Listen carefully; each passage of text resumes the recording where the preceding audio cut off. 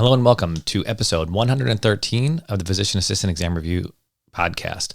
This week we're going to continue with spinal disorders.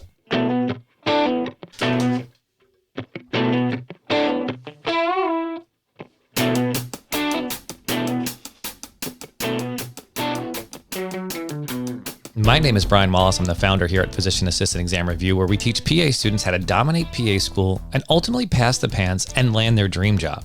If you find the show helpful, here's what I would really appreciate. If you share it with your classmates, if you share it with your friends, if you share it with your colleagues, you share it with your faculty members, your professors. The way that this show grows, the way that I can help more people is through you telling people about the show. I don't do really any advertising. I don't really promote it anywhere. I spend most of my time focused on creating content for you guys. So you sharing it is an extremely important piece of the puzzle. So I would really appreciate that. And I believe if you're getting something out of it, so do your classmates and your faculty members as well. So pass it along to the class behind you, pass it along to your classmates. And again, let everybody know that that this is helping you make progress. Like I said, that can't be overstated how important that is to me and how important it can be to the people that you work with. Now, today, we're going to get into spinal disorders. A couple of things real quick before we do that. Number one is if you want to pick up the list of 25 questions pulled straight from the final step for orthopedics, for musculoskeletal, you can do that at www.physicianassistantexamreview.com/MSK. That's for musculoskeletal /MSK. Another thing you can do on the website at www.physicianassistantexamreview.com is you can pick up the very first edition of the Physician Assistant Exam Scholars newsletter. I have that available to you on the homepage. If you just head over to the homepage, you'll see it.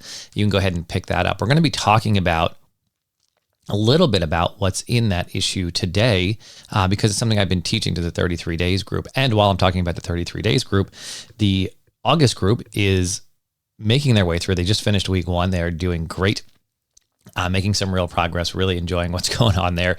If you're interested in doing or completing the 33 Days program this year in 2023, the very last cohort will be in November. November 2023 is the last cohort for this year.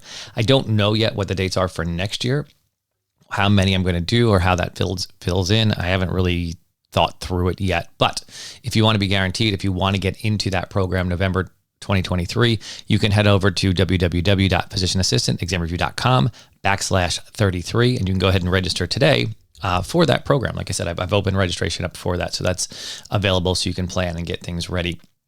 And what I've heard from people is, one, it's been really effective for those individuals who are still in school and looking for new ways to learn, to study, to get through their material. And two, for people who either are taking there, in this case, it would be your PANCE in mid to late December, January, or February. Really 2 to 3 months seems like a great time to get involved there. Yeah, and I think that about covers it. So anyway, we're halfway through the summer.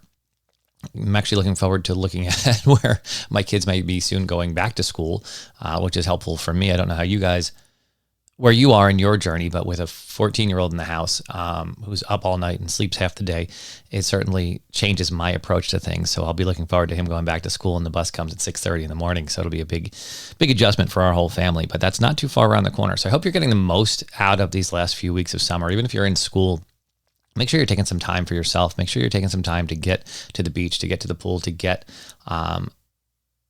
some refreshment for your brain, right? To get things relaxed and calm down for a minute. I know a lot of what we do is that constant pressure.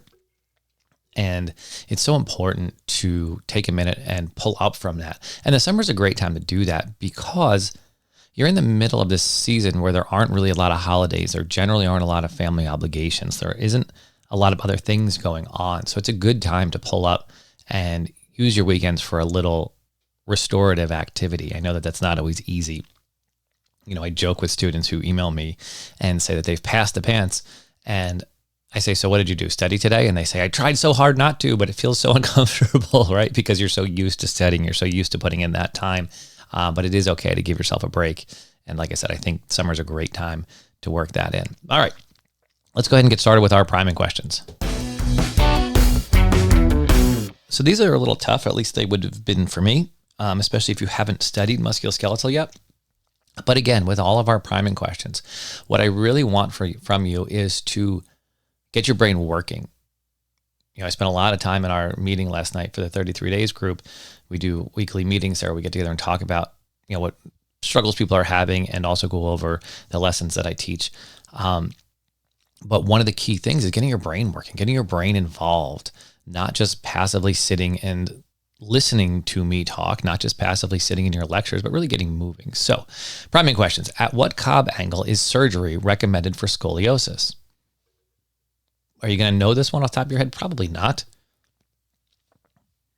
But I want you to be listening as we go through it, looking for the answer. At what Cobb angle is surgery recommended for scoliosis? What is the X-ray finding associated with ankylosing spondylitis? What is the X-ray finding associated with ankylosing spondylitis? Can you name 2 causes of kyphosis? Do you know what kyphosis is? It's probably a better question. Name 2 causes of kyphosis. And what is the most common demographic for ankylosing spondylitis? Who's going to walk through your door that you should be considering looking into ankylosing spondylitis for? Perfect. All right. Well, we're going to start there with ankylosing spondylitis. That'll be our first diagnosis, our first disease for today, our first disease state. So ankylosing spondylitis, this is sometimes a tough one to wrap your head around because it's not something you probably have seen before, and it's a little bit different. So it's a chronic inflammation affecting the axial skeleton, resulting in the fusion of the vertebrae. If you can hold on to that, you're doing pretty well. Men are affected 3 times as often as women, most often affecting patients ages 20 to 30 years old. Now, here's the other caveat, and I think this may come up on your exam. I could see writing a question about this. Because of the way that this presents with back pain mostly back pain in a 20 to 30-year-old male, and maybe some stiffness, there's a huge delay in the diagnosis of this because no one's looking for it, right? You have a 20 to 30-year-old male come in complaining of some stiffness and some back pain. There's a whole road we go down first before we start thinking about ankylosing spondylitis. So I could see them writing a test question that's pretty straightforward, but would fool you, just like it would fool you in the clinic, right? It's not being tricky. They're trying to get you to think like you would in the clinic. So the clinical presentation here is what I just said, which is just really just back pain and some stiffness. But the key thing is it's greater than 3 months. It's not getting better. There's nothing, no therapy, nothing's helping. Lab studies and physical exam findings, this diagnosis is difficult and often delayed, like we said. There are also the changes, you're going to get an X-ray at some point, but the changes on X-ray are very delayed. So there is a test called Schober's test, which is if you mark L5 with the patient standing, so you just use a marker, mark 5 centimeters below L5 and call this 0.1, mark 10 centimeters above L5 and call this 0.2. Right, so we're just making marks on a patient's back. At L5, 5 centimeters below and 10 centimeters above. With the patient bending over, the distance between 1 and 2 should be greater than 20 centimeters. If not, this indicates decreased flexion of the spine. Okay, does that make sense? So you're going to put a mark on the patient's L5 and then put a mark just below L5, 5 centimeters below and call that 0.1, and then 10 centimeters above and call that 0.2. Then you're going to have them lean forward, measure the distance between the 2 points, and that should now be greater than 20 centimeters. If not, you have decreased spine flexion. And it is an indication that they may be having an issue, right? Now I'm sitting here thinking as I'm doing the math on this that I'm not so sure if you did this to me that I'd be able to make that 20 centimeters. I'm incredibly tight. I've been working on it for a while, but it still is an issue for me. I don't think it's ankylosing spondylitis. I think it's incredibly tight hamstrings. So that's something else to work on. Anyway, X-ray changes may not be seen for up to 10 years. And the X-ray changes you're looking for, can you come up with it? Do you remember what it is? It's the bamboo spine, that fusion of the vertebrae. So it looks like an image of bamboo. And if you haven't seen it, pull it up. It's very, very clear and obvious when you look at it as a way to describe this X-ray. Early diagnosis is achieved by demonstrating sacroiliitis on MRI or X-ray, a positive HLA-B27, and then also two of the following. So this is kind of an annoying thing to get the early diagnosis on, because it's almost like, what is it, endocarditis, where you have a major indicators and then lesser indicators. I can't remember them off the top of my head, but this is very similar. So you want to demonstrate sacroiliitis on an MRI or an X-ray. You need a positive HLA-B27, and then also two of the following. So two of these things are, let me give you the list. Dactylitis, which is an inflammation of the fingers. Enthesitis of the heel, which is inflammation at the bone tendon junction. A family history of spondyloarthritis. History of inflammatory back pain. Arthritis. Psoriasis. Inflammatory bowel disease. Uveitis. Elevated C-reactive protein. Or good response to non-steroidal anti-inflammatory drugs. So let me run through that list one more time. You need to demonstrate sacroiliitis on an MRI or X-ray. You need a positive HLA-B27. And then any two out of this list: dactylitis, enthesitis of the heel, family history of spondyloarthritis, history of inflammatory back pain, arthritis, psoriasis, inflammatory bowel disease, uveitis, elevated C-reactive protein, or a good response to non-steroidal anti-inflammatory drugs. Got it? So we need the first two and then any two from that list. Treatment, first and foremost, is to use good posture. As I say that, I put my shoulders back and sit up a little straighter. NSAIDs, opioids. Next, we have disease-modifying anti-rheumatic drugs, so DAMARDs. Tumor necrosis factor alpha, physical therapy and exercise, and finally surgery to correct symptomatic issues. You're not really solving the problem with surgery, but you may be able to relieve some symptoms. So DAMARDs, tumor necrosis factor, NSAIDs, opioids, physical therapy, and exercise. All right, kyphosis or humpback. This is a significant increase in the curvature of the thoracic spine. And this increases with age, right? The incidence goes up with age because it's caused by vertebral body fractures and degenerative disc disease. So it makes sense that this would increase with age. The clinical presentation is that humpback, right? That kyphosis, you'd see it. Lab studies and physical exam findings. There are specific measurements that you would do of the spine. And you get an X-ray, an MRI, and a CAT scan. Treatment here is going to be bracing, physical therapy, and kyphoplasty. So not that you need to know it for your exam, but the kyphoplasty is kind of cool.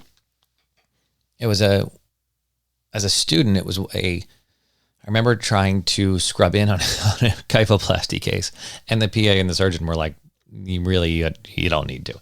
And I recommend you try to scrub on everything just because getting your hands in gloves is an important exercise. So I push our students to scrub on every single case, but this one is percutaneous. So they put essentially needles into the space between the vertebrae and they inject cement in there to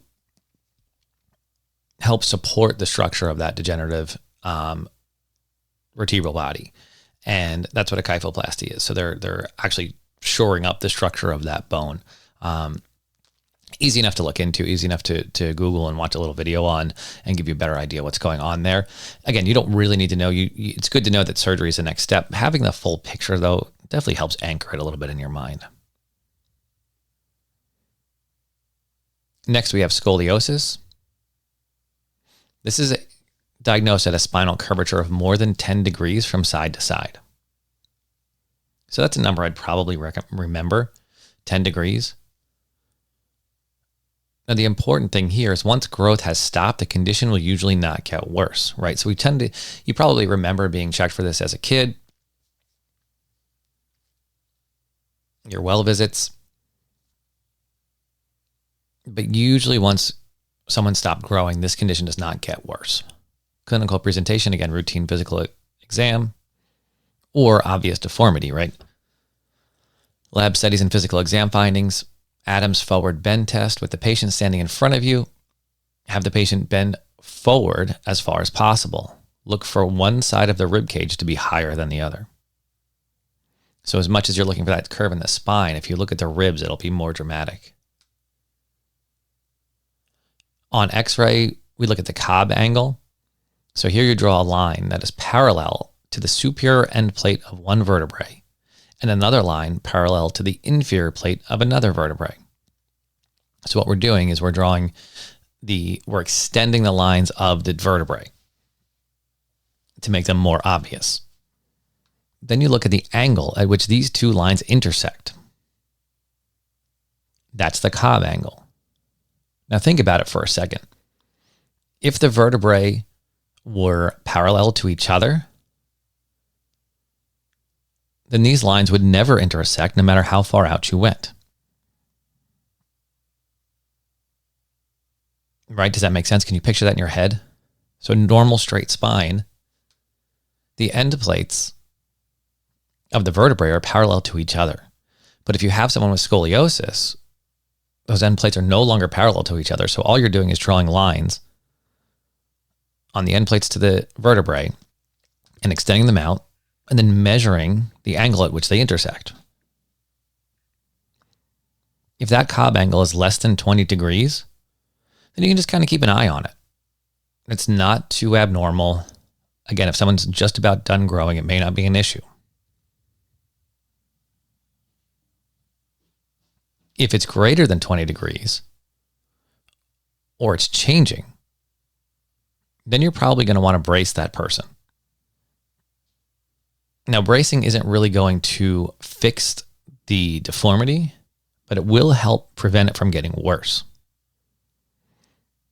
And then lastly, once we get above 50, we start to talk about the posterior spinal fusion, surgically correcting this issue, fusing the spine out straight with screws and rods, right? So let me run through that again. Hopefully you understand what a Cobb angle is. If it's less than 20, no big deal. We just keep an eye on it. We want to keep measuring it to see where we're at and to make sure it's not getting worse, but we can leave that alone. Between 20 and 50, we're going to do bracing to hold them in place. Greater than 50, now we're talking about probably needing to do something to surgically correct it. And our last one for spine and for today is going to be thoracic outlet syndrome. Thoracic outlet syndrome. This is similar in concept to carpal tunnel syndrome, right? So hopefully we can use the association to use those two together to get a better picture, right? We can use that analogy to better understand what we're talking about. So thoracic outlet syndrome is similar in concept to carpal tunnel syndrome. There is a tunnel formed by the top ribs, the clavicle, and the muscles of the neck. The brachial plexus, subclavian vein, and subclavian artery all pass through this tunnel. If there's compression of this tunnel, you wind up with thoracic outlet syndrome. Make sense? So we've created a tunnel with the top ribs, the clavicle, and the muscles of the neck. If you compress the structures that pass through there, you wind up with thoracic outlet syndrome. Just like compressing the carpal tunnel. Risk factors here. So this makes sense if you think about it. If you have the presence of a cervical rib, that will increase the risk of causing pressure through that tunnel. It's fairly rare, but it does occur. An injury like whiplash that causes swelling and inflammation in this area can decrease the size, the diameter of that tunnel, right? That makes sense. Another thing would be mass effect. So a tumor that puts pressure there. They also reference bodybuilders, guys with no necks, right? You put a lot of muscle into that area, you're tightening down that passageway. Also, significant weight gain can put pressure on that tunnel and lead to thoracic outlet syndrome. Now, the clinical presentation and the treatment depends on which of those structures is most affected, right? We're talking about the brachial plexus, the subclavian vein, and the subclavian artery. So if the vein is compressed, think about for a second, what outcomes could you have? What would be the presentation? Well, you'd get an edema built up in the arm, right? In the hand. You could get pain and paresthesias and a possible DVT. See, if you have someone with a DVT in their arm with no other indications, this might be something to think about, right? Because that's not all that common. If the artery is compressed, if the subclavian artery is compressed, what is that going to look like? So stop and think. Don't just sit here and let me tell you. Think about what would be the clinical presentation if the subclavian artery was compressed. Well, you might get a cool or pale limb, right? Now, that'd have to be some pretty severe compression. But if you're not getting blood flow, or you're reducing the blood flow into that hand and arm, that would be the next steps. You could get pain and tingling in the arm and hand, right? Same idea. What happens when you cut off blood flow? And you can wind up with a possible aneurysm from the pressure buildup behind that blockage. What if it's in the brachial plexus? Well, you're going to get pain and paresthesias, right? I mean, that makes sense. You can get weakness and atrophy of the limb. Again, all things that make sense if you understand the underlying diagnosis and what's going on here. This is where I talk about I don't need to memorize these lists if I get what the disease is. It frees up a lot of brain space, a lot of power in your head if you stop memorizing lists and start really looking at the bigger picture of diseases like this. If I were just to memorize these 10 symptoms, I would struggle. Not just struggle, I would not be able to do it. I'm telling you right now, there's no chance I could remember these symptoms. That's not how I do it. Instead, you stop and think, what would happen if the vein was compressed, if the subclavian vein was compressed? What would happen if the subclavian artery was compressed? What would happen if the brachial plexus was compressed? Then it's easy to think through the next steps. You don't have to memorize the whole list. Make it so you can figure it out on test day or sitting in front of your patients.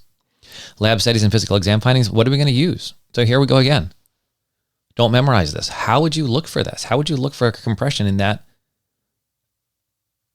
space? Well, you might use an ultrasound to check for blood flow, right?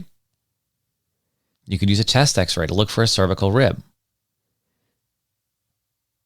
Another thing you might not think of is we could do a brachial plexus block, meaning you could anesthetize the brachial plexus. And if the pain goes away, then you know you found the right answer. So you can block that nerve. And if you block that nerve and it numbs it up and they don't have the issue, then you can be pretty confident that you have a brachial plexus, an issue. Let's just call it an issue with the brachial plexus. Treatment. So again, I'm just going to keep pushing on this, right? Because to me, thinking is your biggest weapon here. So this is such an easy one to use it on. So treatments, what are we going to do for treatments? How are we going to treat this problem? But what are you going to do if the patient has an extra rib? Well, you might go in and take that rib out. You might cut a hole in that rib to open up that passageway, just like we do for carpal tunnel. What if they're having brachial plexus symptoms?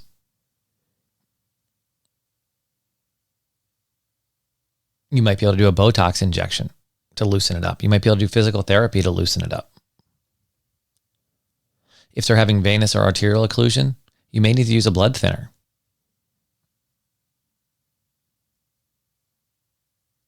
Now, I also have listed here, if there's an aneurysm, you're going to have to repair that, but that's really a secondary thing. So it's really, how do we open up that space and make sure the blood keeps flowing? Physical therapy, Botox, surgery, blood thinners. I hope that makes sense. Again, I don't want you memorizing lists. I want you understanding what the picture looks like so you can close your eyes and come up with the plan of who would come in with this. What would they look like? What symptoms would they be complaining about? How weird would it be that you wouldn't really understand at first because it's not so obvious that would get you to this conclusion? What tests would you need to use to come up with it, to solidify your hypothesis? And then how would you treat it?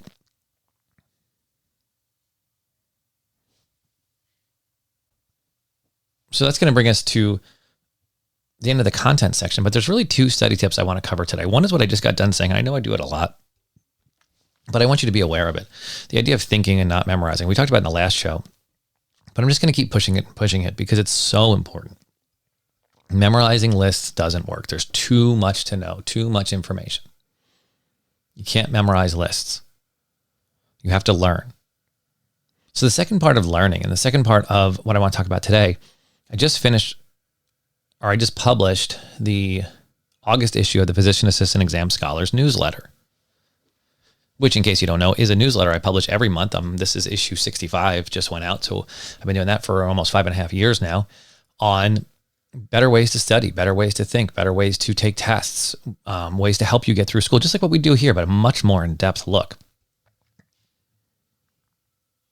And this past month, the August issue, the whole theme of it was key terms, how to use key terms, why we use key terms. The 5 different reasons why they're incredibly valuable, how to spot them on tests, how to study with them, how to help them improve your anxiety, how to have them help you improve your test scores. But there was something that came up in this particular episode, in this particular content, that I wanted to touch on that was also in that newsletter, which is the idea that there's a difference between buzzwords and key terms. Buzzwords are your very straightforward pathognomonic terms. So things like honey-crusted lesions equals impetigo. That's a buzzword, right? Projectile vomiting equals pyloric stenosis. Buzzwords. I take key terms a whole lot further and do a whole lot more with them than just buzzwords. Buzzwords are key terms for sure, but there's a lot more to it than just the buzzwords. And the reason I bring it up here is because as I was writing this, the one that really jumped out at me was for ankylosing spondylitis. Ankylosing spondylitis has a buzzword, right? Bamboo spine is your buzzword. If you see that, then you know what it is.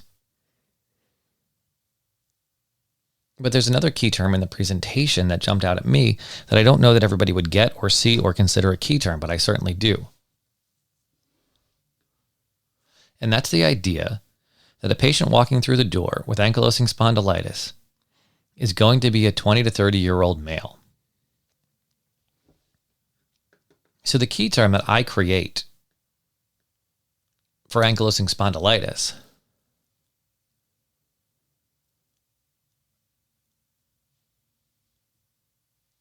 is a male patient under 40 with back pain and stiffness for more than 3 months.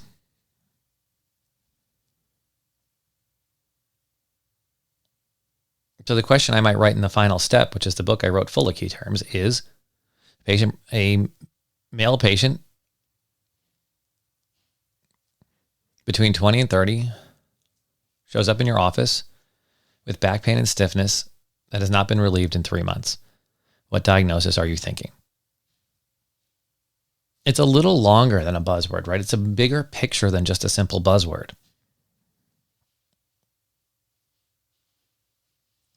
But it describes what the patient looks like coming through the door. And it's really the only one I can come up with that fits the bill, right? And that's part of the one of the really important things I'm always have an eye out for is making sure there's only one associated answer. So could it be something else with a 35-year-old with back pain for more than 3 months? Yes, of course. It could be a slip disc, of course. But when you throw in the stiffness and the no relief, it's got to be in your differential. It's got to be right at the top of your differential with no trauma, right? With nothing else going on. So when I write my index cards, when I write my flashcards, when I wrote the questions for the final step, that's the kind of thing I'm looking for. How can I differentiate ankylosing spondylitis from everything else when the patient walks through the door? So that if I have this person come in, there's a little alarm bell that goes off in my head that says, hey, wait a minute, there's something fishy here. Maybe I should keep digging. And the same thing when I come across it on a test question. So keep an eye out for those, I don't know what you call them, bigger key terms, longer key terms. things that will lead you to a diagnosis, lead you to a treatment, to a specific diagnosis, to a specific treatment. Not just your buzzwords. Buzzwords have their place, but they're not nearly as valuable as what I'm talking about.